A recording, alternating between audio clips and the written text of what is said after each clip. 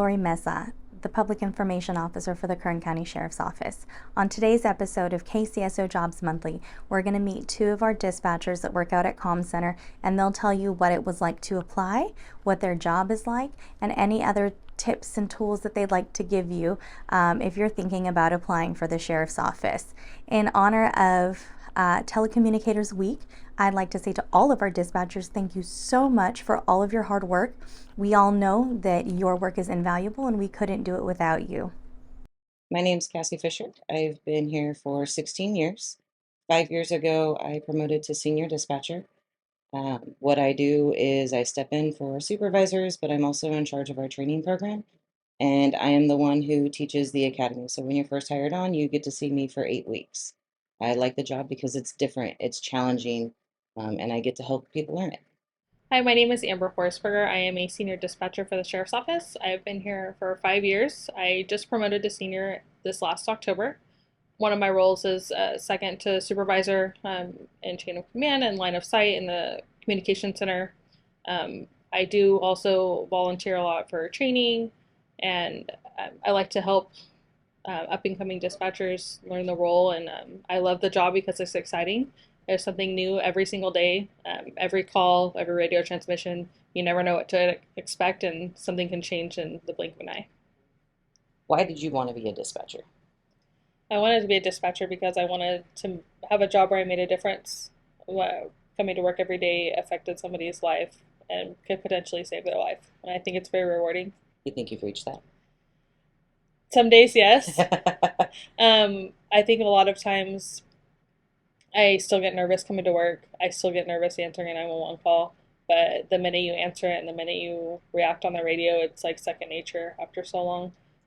What made you want to be in charge of our training academy? Ooh. What do you like about it? I like giving the base foundation and then watching people grow. Um, I coached before I started this, and so that teaching, that training is kind of a passion for me. So I kind of took my coaching career and put it into training. So it's just really nice to be that person that they feel comfortable with and to help them excel in any way I can. And kind of being that soft place to land when they're having hard days has been really rewarding for me. Something I wish I would have been told during the hiring process is that, yeah, it's going to be long and it can seem draining and like a lot of paperwork, and that sometimes can seem intrusive into your life because of all the questions and everything that they ask you, but it's really not bad.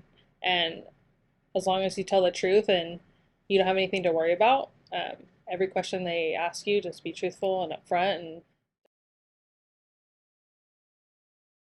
And a dispatch assistant, they dispatch for animal control after hours, so Monday through Friday after 5 and on the weekends. And they also take 911 calls and non-emergency calls.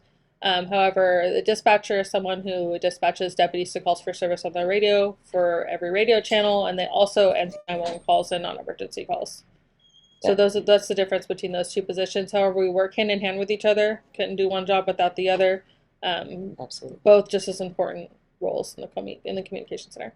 If the extra help position is open, apply for it. Get your feet wet, get used to it. You start getting the training already, and then once you go to do the full time, you sometimes don't have any more training. Day in the life is I work graveyard shifts, so I come in at 7 p.m. and I work till 7 a.m. I come in, I take over for the dispatcher or the senior that was on the previous day shift. They give you a rundown of what's been going on, any major events you may need to know about in case they're continuing. Take a radio channel, put your headset on, and start your day. Dispatching calls, taking 911 calls. I actually get a new trainee today, so my day today will be a little bit different than it's been the past couple of months because I haven't had a trainee. I'll sit down with her. Usually, our first day we shadow, kind of get to know each other, especially because it's her very first day on the floor out of academy. She'll sit with me. We'll go over radio channels and kind of the rundown about what I do throughout the day. And I think we're all a team, essentially, especially like your individual team, like my night shift team. And we work together. Anything that you may need that you can't handle solo, they're there to help guide you. For the most part, we all have our teams. We all work together well. we need our partners to lean on, especially in, high priority events. Absolutely. And we do fun things too. Like we celebrate birthdays where the team either makes or buys lunch for the birthday person. Dispatcher Week is coming up in April, and we're working on doing a Spirit Week where we have themed days, so like Beach Day or Dispatcher Day and stuff like that. We just have fun with it. Everybody. Absolutely. And yes, it's shift work. It's nights, days, swing shifts, holidays, weekends, and that can be tough, and it can definitely be an adjustment. And we help each other out. If somebody's struggling Hmm. to adjust, we reach out and make sure that if there's something we can do to help out, we give tips on what helps us sleep during the day, because I know that Yeah. can be hard for some people. What those of us with kids do when we get on a shift that it's a lot of fun. It really is. We deal with a lot of bad things. We're talking to people on their worst possible day. But I think that the fun and the support that we give each other Hmm. helps a whole lot. And we are making a difference. And we do get those thank yous from the public. But we also make sure that we're giving each other those attaboys. If you're interested, definitely look into doing a sit along, really get a feel for what it's like. And any questions, just always shoot them over. You go to headquarters, you have to fill out a form.